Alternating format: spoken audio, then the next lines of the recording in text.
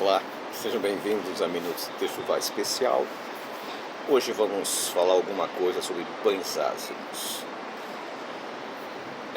Mais um mandamento a se cumprir, como se cumprir, o que não faltam em dúvidas, né? Temos respondido muitas perguntas, pessoas preocupadas em como fazer o melhor para Deus, em servir e observar esse preceito. Gostaríamos também que você parasse um minuto da sua vida e refletisse o porquê certos mandamentos foram dados. Não existe nenhum mandamento sem uma lógica, sem um propósito, sem um objetivo. Nós percebemos que o primeiro mandamento dado por Deus lá no Éden, ainda o homem não havia caído, era o sábado, descanso semanal. O propósito era que os homens recarregassem as suas baterias, descansassem, para um novo ciclo de 7 dias ele pudesse estar bem. E isso permanece nesses 6.000 anos. Voltando agora para pães ázimos. Queria Deus tirar o prazer durante uma semana dos homens comerem alimentos fermentados? Seria isso o objetivo? Primeiro, nós temos que entender qual era a alimentação básica do povo de Israel no Egito há 3.500 anos. Nós que estamos aqui no Brasil, nós comemos o arroz, o feijão, né? A salada, a carne, comemos legumes, enfim, o básico da nossa alimentação é esta. O povo israelita não. O povo israelita tinha como base o pão e o vinho.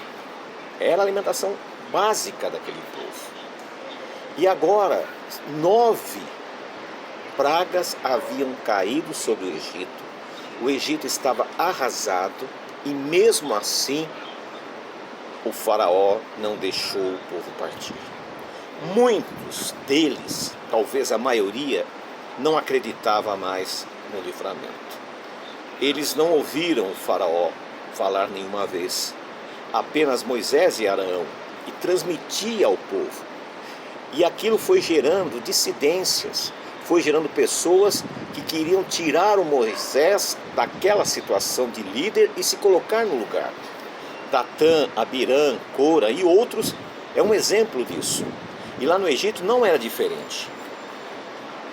E o que aconteceu? No dia da 10ª praga, eles continuaram vivendo normalmente e fizeram a sua massa para levedar, para comer a sua refeição.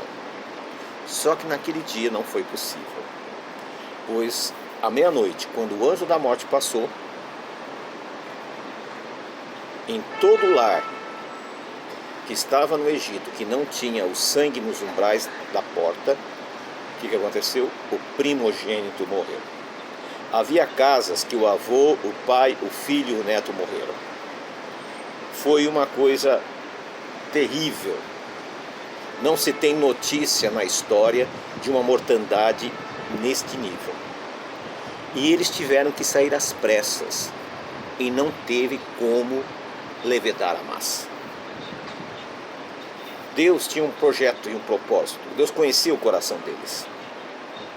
E resolveu fazer o quê? Usar aquilo como exemplo. Toda a época do ano, do livramento, eles deveriam, durante uma semana, ficar sem fermento em suas casas, para se lembrar da falta de fé que eles tinham lá atrás. Aquele dia não era para ter feito pão. Mas eles não acreditavam que iriam partir. Eles não acreditavam que seriam libertos. Hoje não é diferente.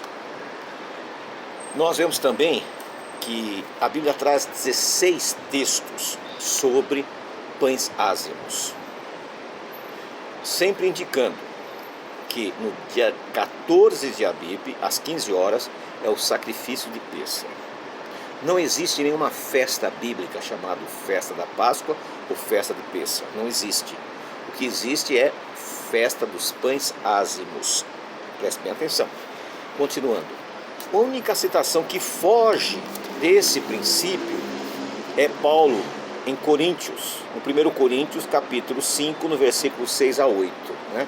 Paulo usa aqui uma linguagem figurada, uma hiperbole, que significa, ou seja, ele usa aquele exemplo dos pães ázimos, o pão sem fermento, para mostrar para aquela cidade de Corinto, para as congregações de Corinto, que era uma congregação de pessoas muitas vezes rebeldes, transgressores, que o fermento age exatamente como o pecado na vida das pessoas. Jesus usou muito isso, essa linguagem figurada em suas parábolas. E Paulo não foi diferente. Ele também usa como exemplo e não como mandamento. E agora vamos entender o mandamento. A Bíblia é clara. Não podemos comer nenhum derivado de trigo, centeio, que contenha fermento. Só isso. Ah, mas e o vinho? A Bíblia não proíbe.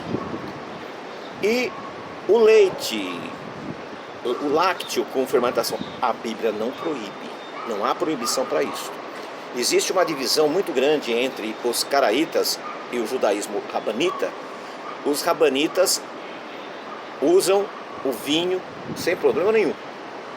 Todavia, os caraítas não. Os caraítas consideram o vinho fermentado e não se deve usar. São pensamentos antagônicos.